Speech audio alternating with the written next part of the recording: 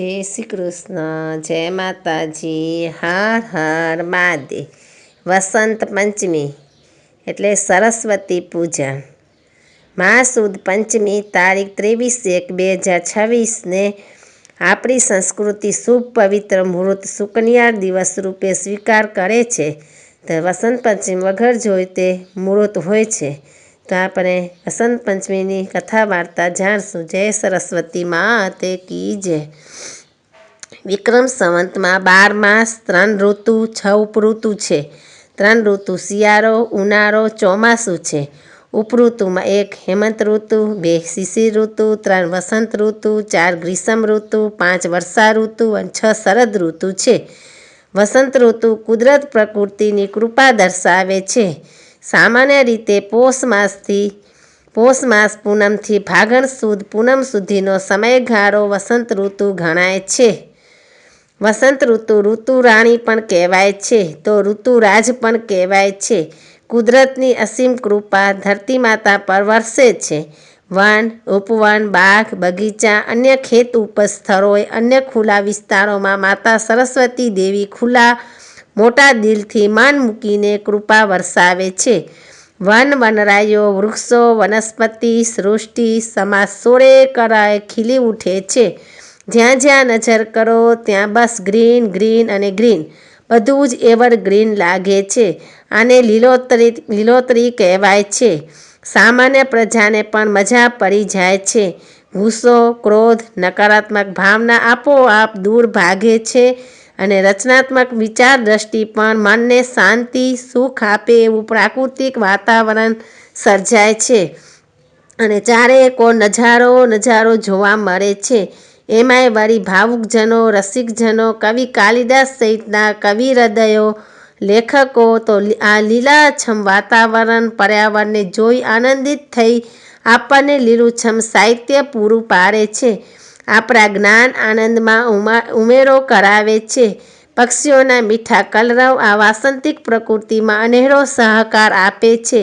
વનસ્પતિ સૃષ્ટિ, પક્ષી સૃષ્ટિનું સંકલન સુમેળ દ્રષ્ટિને સાતા રાજીપો આપે છે। તે વસંત ઉત્સવ શબ્દથી કૃપા કરે છે અને આપણા પર કૃપા વરસાવે છે। માટે વસંત પંચમીના સરસ્વતી દેવીનું પૂજન અર્ચન કરીને આપણે એમનો આભાર પણ વ્યક્ત કરીએ છીએ। સરસ્વતી દેવીનો મહિમા। સરસ્વતી માતા જ્ઞાનના શક્તિ દેવી મનાય છે। બ્રાહ્મણ દેવ સમાજમાં એક સમાજ સારસ્વત જ્ઞાતિ પ્રસિદ્ધ છે। માતા સરસ્વતીનું પારિવારિક નાતો બતાવે છે। શિક્ષણ આપવું, કેળવણી આપવી, નાગરિકોનું, પરિવારનું અને તેના સભ્યોનું સંસ્કાર કરીને માનવ સમાજને વધુ સુસંસ્કૃત, સંસ્કારી બનાવવો કાર્ય ભગવાન પરશુરામજીના સમયથી બ્રહ્મચૌર્યસીને માતા સરસ્વતી દ્વારા અધિકૃત રીતે સોંપાયેલું છે। પહેલાંના જમાનામાં બાળકોને વસંત પંચમીના શુભ દિવસે જ ગુરુકુળમાં, ગુરુ આશ્રમમાં ત્યાં જ રહીને ભણવા, ચારિત્ર્ય ઘડતર કરવા, વ્યક્તિત્વ વિકાસ કરવા, ઘડતર માટે આપણે વસંત પંચમીના દિવસે જ મોકલવામાં આવતા હતા।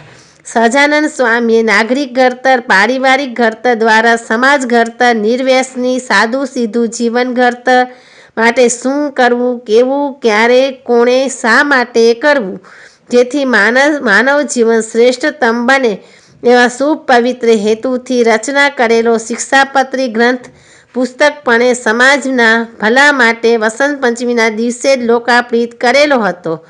આવી બાબતોને આવરી લેતો દિવસ એટલે વસંત પંચમી છે અને વસંત ઋતુ છે અને વસંતોત્સવ માટે આદ્ય આરાધ્ય દેવી માતા સરસ્વતીને આપણે આપણા માટે ખૂબ જ ઉપયોગી છે અને એમને ખૂબ જ પૂજા અર્ચના કરવી જોઈએ।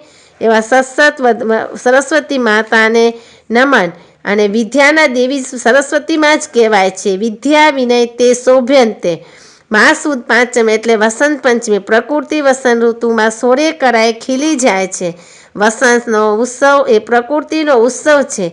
વસંતનું આગમન પ્રત્યેક ઝાડ, પાન, નવા ફૂલ અને કુંપળને પ્રગટાવે છે। વસંતમાં ફૂલોથી લદાયેલા 5 મુખ્ય વૃક્ષ અરવી, અશોક, આમ્ર, નવમાલિકા અને નીલોફર છે, જ્યારે કેટલાક વિદ્વાનો કમળ, આસોપાલવ, સરસવ, આમ્ર, ભૂરું કમળ ગણાવે છે. આ વખતે વસંત પાંચમી 23/1/2026 શુક્રવારના આવે છે. વસંત પંચમીના આ દિવસને સરસ્વતી આરાધનાનો દિવસ પણ માનવામાં આવે છે. આ દિવસે સરસ્વતી માતાનો જન્મ થયો હતો. વસંત પંચમીએ સરસ્વતી પૂજાનું વિશેષ મહત્વ છે. સરસ્વતી માતા વિદ્યા, બુદ્ધિ, જ્ઞાન અને વાણીના દેવી છે. વિદ્યા વિનય તે શોભંતે, વિદ્યા વિનયથી જ શોભે છે. જ્યાં મુખમાં સરસ્વતીનો વાસ છે.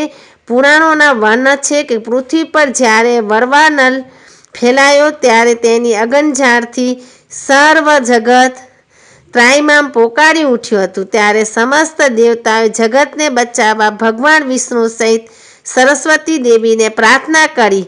વિષ્ણુએ બ્રહ્માનું તપ કરી તેમને પ્રસન્ન કરી સરસ્વતી દેવીને પૃથ્વી પર જવાની આજ્ઞા અપાવી. આથી સરસ્વતી દેવી હિમાલય પર થઈને પૃથ્વી પર આવ્યા અને પૃથ્વી પર આવીને વરવાગ્નિ એટલે દાવાનળ જેવા અગ્નિને દેવોએ આપેલો સુવર્ણ કળશ સમુદ્રમાં પધરાવ્યો અને સર્વત સાતા થઈ ગઈ. સરસ્વતી દેવીનો વસંત પંચમીના દિવસે જ જન્મ થયો હોવાથી આ દિવસના બધા જ મુહૂર્ત શુભ માનવામાં આવે છે. આ દિવસે કોઈ પણ શુભ કાર્ય કરવા માટે સમય કે માંગલિક ચોઘડિયા જોવાની જરૂર પડતી નથી. તેથી લોકો આ દિવસે લગ્ન, સગાઈ, ગૃહપ્રવેશ અને કોઈ પણ નવા કાર્યની શરૂઆત કરે છે. સરસ્વતી દેવી ચતુર્ભુજ છે. તેમણે એક હાથમાં માળા, બીજા હાથમાં વીણા, ત્રીજા હાથમાં ગ્રંથ ધારણ કર્યા છે અને ચોથો હાથ વરદ મુદ્રામાં છે. હાથમાં રહેલી માળા એકાગ્રતાનું પ્રતીક છે, જ્યારે વીણા જીવન સંગીતનું સમય પ્રમાણે મહત્વ અને બતાવે છે અને ગ્રંથ આપણને જ્ઞાનથી સમૃદ્ધ થવાનું સૂચવી જાય છે. જ્યારે વરદ મુદ્રાવાળો હાથ હંમેશા તમારું કલ્યાણ થાવ એવું દર્શાવે છે. તેથી સરસ્વતી ઉપાસક વિદ્વાન સર્વત્ર પૂજાય છે. શિયાળાની ગુલાબી ઠંડી અને એમાંય વસંતનું આગમન જાણે સોનામાં સુગંધ ભરી. વસંતના મધમત્તા ફૂલોની જેમ બાગ થતા દિલ સાથે વસંત પંચમીના દિવસે માં સરસ્વતીની આરાધના કરવાનું એક વિશેષ મહાત્મ્ય છે. કારણ કે આ દિવસે દેવી સરસ્વતીએ પૃથ્વી પર અવતરણ કરીને ભભૂકતા વરવાનલને શાંત કર્યો હતો. ચતુર્ભુજ સરસ્વતીએ માનવને વિદ્યા, બુદ્ધિ, જ્ઞાન અને મધુર વાણી આપ્યા હતા. આથી આ દિવસે સરસ્વતી દેવીની પૂજા અર્ચના જરૂર કરવી જોઈએ. જય સરસ્વતી માત કી જય. હર હર મહાદેવ.